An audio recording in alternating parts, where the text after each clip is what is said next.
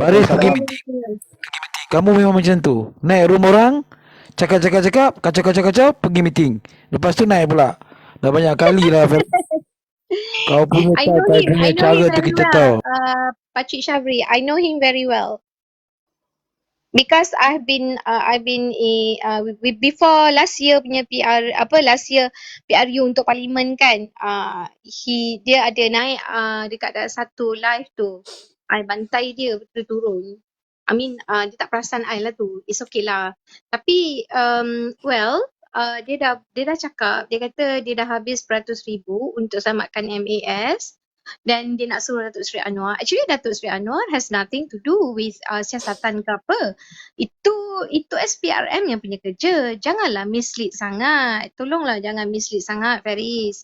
I just want you to understand that jangan mislead. Ya, sebab sekarang ni SPRM sangat bebas untuk melaksanakan tugas-tugas dan kerja mereka untuk menguatkuasakan segala undang-undang dan juga bertindak ke atas apa jua laporan-laporan ataupun aduan yang telah dikemukakan. In fact, mungkin kalau ada kes-kes lama yang perlu dibongkar balik, dibuka file balik, mereka akan buka lah. Mengikut orang kata prosedur yang betul lah, SOP yang betul lah. Bukannya arahan daripada PM. PM sekarang ni, separation of power is totally being practiced now. So I just want to tell you that.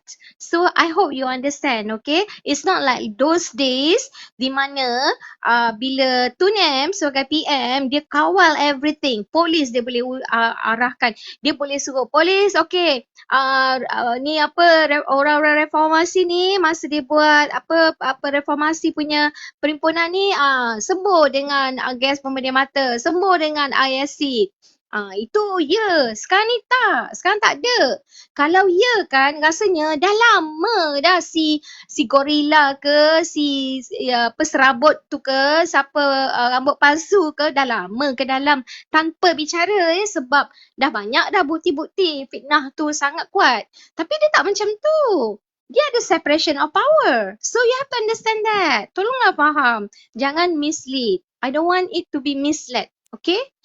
So harap faham ya. Anak-anak abah, Okey, anak-anak kita bagi pakcik. peluang kepada Kedip Official. Assalamualaikum. Okey, Putri, I berminat nak Assalamualaikum. hujah pasal emas lah. Sebab dia termasuk dalam 6 kotak tu juga. Isu tu waktu tu kita orang yang lama-lama mungkin 40 tahun dekat 50 tahun tahu cerita ni sebenar. Okey, isu tu saham tu dah hancur dah. Tapi dia bail out, dia tak nak cerita pula tadi siapa yang bail out tu semua. Si Faris ni tadi, dia tak nak sebut nama, dia attack Anwar sahaja. Memanjang tak habis-habis. Dia tak tahu, lala orang tua tu kaya. Si Tajuddin tu kaya sekaya. Sebab apa? Saham dah jatuh, lepas tu bayar lebih. Betul tak Putri? Cuba you cerita sikit pasal emas ni. Kita orang dah tahu dah ni dulu punya cerita ni. I tak adalah pasal MAS ni. I cuma tahu masa I kerja lah. I kerja MAS pun tak lama, 4 tahun je. Jadi masa tu memang flight semua memang sentiasa full, especially flights to London. Lepas tu tapi kami yang kerja ni dah lah gaji basic masa tu it was in the 90s. Gaji basic 400 je tau. Jadi you live on allowance. Allowance tu it depends on where you go. Macam kalau you pergi Jepun, then allowance tu lebih lah. Kalau you pergi LA, jadi the further the destination that you go, and then lagi lama you kat macam you nak stop 12 days ke apa ke, then you get the pay lah. And then kira macam katalah you fly bulan ni, tapi allowance tu you cuma dapat bulan depan. So kalau this month you baru start terbang, so this month you memang sengkit lah. Memang makan Maggi je lah kan. Itu yang we all as workers lah. Masa tu memang saya tak minat politik apa semua. Tapi kira macam kenapa ni flight penuh? Kenapa tak dapat apa-apa? So then there were talks lah among the workers lah in MAS. And Abang Wan, saya nak share juga. Saya merasa lah serve Datuk Seri Anwar Ibrahim. Kalau tak silap saya masa tu first class, he was going to US. Tapi saya sempat serve satu segmen sajalah. Serving lah. Saya rasa Okay. cool Jepun lah. Jepun and then someone to over lah. Kuncu-kuncu dia saya memang tak berkenan pasal dia orang panggil hoi hey aja. Walaupun kita ada name tag, tapi Datuk Seri Anwar seorang saja panggil saya by my name as evident on my name tag. So masa tu saya rasa macam ya Allah tuanku, dia ni Being punya lah. honoured ya. Being honoured kan. Maknanya dia pandang semua orang. Dia pandang semua orang. Dia tak, oh alah aku nak pandang dia buat apa? She is just serving me. You know why should I? Tak. Akhlak Datuk Seri Anwar Ibrahim tak macam tu. Jadi masa tu tak ada TikTok, tak ada Facebook, tak ada handphone. Jadi saya tak merasalah nak ambil gambar kan. Tapi I was like, alah baiknya. Itu saya memang sampai sekarang saya ingatlah akhlak dia yang maknanya pada saya lah kan, kalau ada cleaner ke apa ke, mesti Datuk Seri akan tegur. Pasal apa? That's how he is, that's who he is. Benda ni kita tak boleh nak tipu tau Aina. Pasal apa? Ya, You know, betul. you can pretend for a short while but you cannot pretend all the time kan. Jadi okay, berbalik pada MAS tu, saya tak berani nak komen apa-apa, tapi yang saya tahu Tajudin Ramli ni memang geng-geng tahulah kan. Jadi saya berharap sangat-sangat SPRM akan buat siasatan at least untuk pasal apa saya rasa tak patut dia ambil duit MAS ni. Kami yang staff-staff ni bekerja memang betul-betul. You know, we do not fly, we walk. Katalah London tu 14 hours flight, we are on our feet most of the time, except for masa nak rehat ke apa ke kan.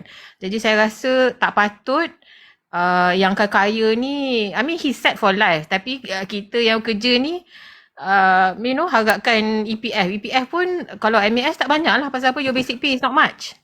Jadi Assalamualaikum. you need to Putri. ya. Apa Anwar PMX akhlak baik. Apa Tan? Akhlak baik. Bersalam dengan perempuan. Masalah dia akhlak baik. Ini namanya betul Bawan. Ini Kalau namanya menjilat pun jilat agak. busang berbulu ayam Bawan. Just apa tu je. Dia guna Kalau nama nak menjilat pun. Marani konon. Tapi apa ni, turunkan lagi lah Bawan. Ya? Aina, aku nak beritahu dia ni jahil. Dia tak tengok ke Yusof Qaradawi bersalah dengan perempuan, ulama, Agak-agak lah. ahli jamaah Membodohkan rakyat. Muhyiddin bodoh ke? Benda sekecil-kecil itu Kamu pun ni tak taksub Muhyiddin melampau pun ni. perempuan. Aduh, hai. Tak payahlah taksub melampau. Sebenarnya awak yang Kau tak taksub. payah jadi hipokrit lah. Saya Tak cuma payah hipokrit lah. Tak payahlah. Kamu tengoklah batang tubuh dia. Tengoklah kes-kes dia. Janganlah. tak nak nampak kebaikan Datuk Seri. Betul. Astagfirullahalazim. Mai aku jawab. Dia bagi persoalan, kemudian dia tak mau dengar kita jawab. Dalam isu salam tadi awal aku bercakap tadi aku dah ulas. Dalam isu salam ni. Dan kalau dia jujur dengan agama, kan, kenapa dia boleh pula terima din cirit? Din cirit dia tak pernah salah dengan perempuan ke? Tu, kan? Yusof Qaradawi ada bersalah dengan perempuan. Benda khilaf kau petikaikan, benda yang terang-terang mutlak, rasuah penyakau ni mutlak, tak ada khilaf pun. Kenapa kau tak petikai yang itu? Sebab itu dia datang sini, dia semata-mata nak menganjing je. Dan kalau dia berhujah dengan baik, aku terima. Tak kisahlah dia atas likas ni. Dan aku tahu dia bila dia tidak diterima, dia parti banyak mana parti dia masuk. Dalam UMNO pun dia tercampak keluar. Kan? Dia nak rosakkan UMNO tak jalan. Sebab itu dia sekarang ni dia jadi hantu tak bertuan, dia jadi hantu raya lah. Merata-rata dia pergi. Kan? Jadi sebab itulah bila dia masuk bab bersalam, maknanya modal Dia jadi hantu raya bandai ni. hantu raya dah, tak ada tuan. Polong tak bertuan. Jadi sebab tu dia pergi mana-mana tu. Dia kan masuk isu ni ya. Bukan isu dasar negara, bukan isu ekonomi, bukan apa. Dia kenapa bersalam? Homeboy, hai. Itu aku cakap dia jahil. Itulah sebab benda kecil macam tu yang tak perlu dia ambil pot pun, dia nak ambil pot. Sebab apa tahu? Sebab bila kita kata akhlak tu baik, dia ingatkan bab salam-salam tu berkaitan dengan akhlak. Apa benda lah kau ni? Ya Allah, aku tak faham Tapi lah. kalau Sanusi berkeroke 2-3 pagi dengan perempuan, okey. Itu akhlak bagus. Itu okey. Itu tak Itu apa. okey. Yang tu tak ada. Itu Yang okey. itu akhlak mulia sangat, Abang Wan. Mulia, terpaling mulia. Kita pun faham golongan macam ni dia dah meroyan lah kan, pasal dah berapa kali Jumaat dah tak tukar kerajaan. Jadi sebab itulah kan dia jadi meroyan macam tu. Malu pun malu. Dia banyak kali berjanji dengan orang nak tukar kerajaan, orang pun tak layan. Pergi Sabah Sarawak dia halau Sarawak gitu je. Kan? Dengan UMNO pun dia tak boleh nak pecahkan UMNO. Dulu ada Hisham Jalil, ejen dia nak pecah belahkan UMNO dari dalam. Hisham Jalil kena pecat. Sekarang ni nak guna siapa? Meroyan macam tu. Itulah. Jadi datang Angan-angan lepas tu mimpi yang tak sudah. Itulah dia. Sekarang Abang Din, diorang masa saya masuk room diorang dah start hardcore tau. Lagi sebulan lagi tau. YDPA baru naik. Diorang dah betul-betul hardcore sekarang ni. Tembak dua sosok ni. Anwar Ibrahim dengan Datuk Zahid. You tengok diorang maki dah macam apa dah saya tengok tadi. Dia cukup takut Agung baru ni naik. Dia cukup takut Agung baru ni naik. Itu aja. Ya. Sebab dia tahu Agung baru ni dah tak ada, orang kata apa? Dah tak ada tolak ansur dengan orang yang tunggang agama. Nak main-main isu agama dalam politik. Sebab tu dia tak berani tu. Dia takut Agung baru ni ambil alih.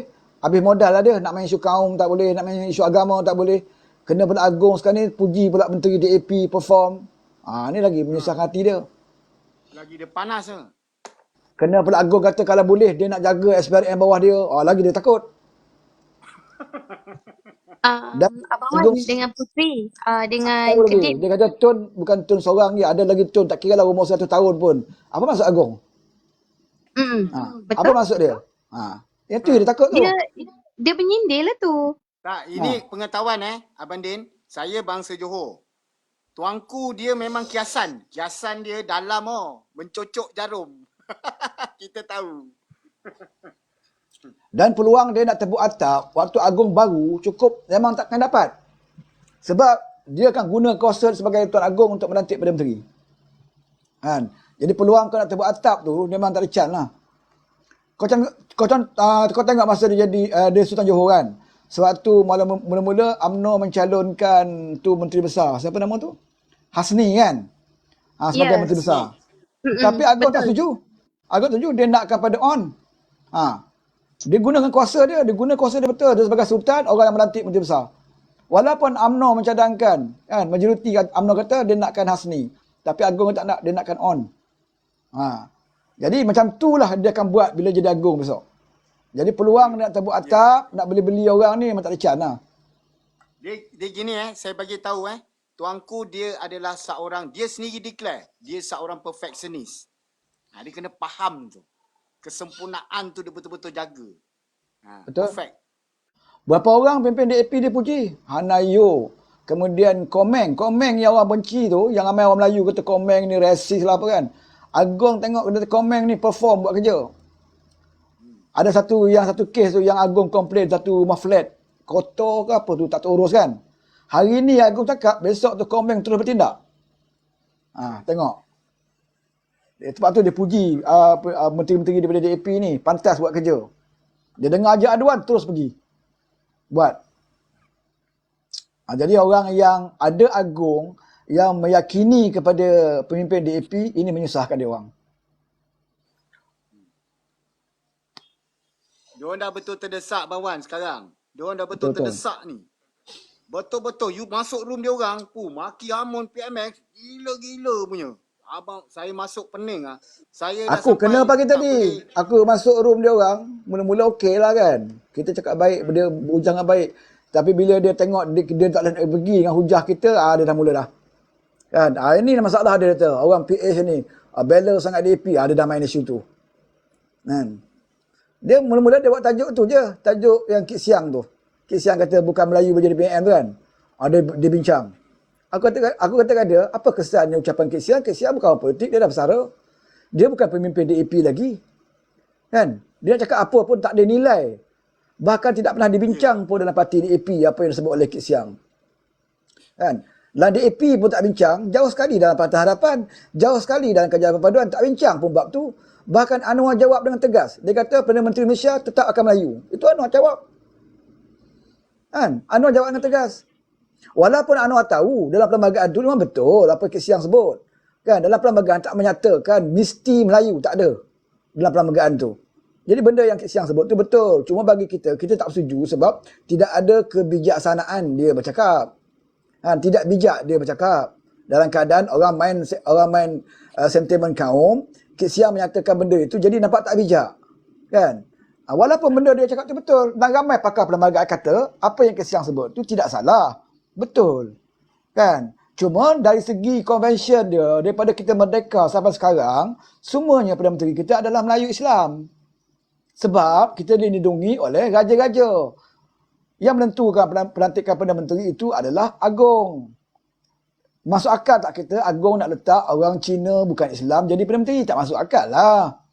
Kan? Tak masuk akal. Jadi di mana jalan dia? Tak ada jalan pun sebenarnya. Bahkan DAP pun tahu. Berapa kali DAP duk cakap, dia tidak pernah mimpi pun nak jadi Perdana Menteri. Tak pernah pun. Dan DAP telah buktikan bahawa dia menyanjung perlembagaan. Contoh macam di Perak dulu. Dan tahun 2008, Pilihan Raya Perak kita menang. Pakatan Rakyat menang di Perak. Kan? Mengalahkan Barisan Nasional di Perak 2008. Waktu itu dalam Pakatan Rakyat, kerusi paling banyak Pakatan Rakyat adalah DAP. Kedua PKR, yang ketiga PAS waktu itu. Kerusi paling banyak. Sepatutnya kalau ikut logik demokrasi dia, DAP lah Menteri Besar Perak. Sebab dia kerusi DUN paling banyak dalam Pakatan Rakyat.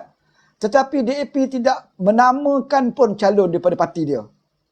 Diserahkan pada Anwar untuk bincang PKR dengan PAS. Siapa Menteri Besar Perak? DAP tak letak nama pun. Pasal DAP faham undang tubuh negeri Perak. Dia faham perlembagaan negeri Perak. Maka dia tidak menamakan calon daripada parti dia.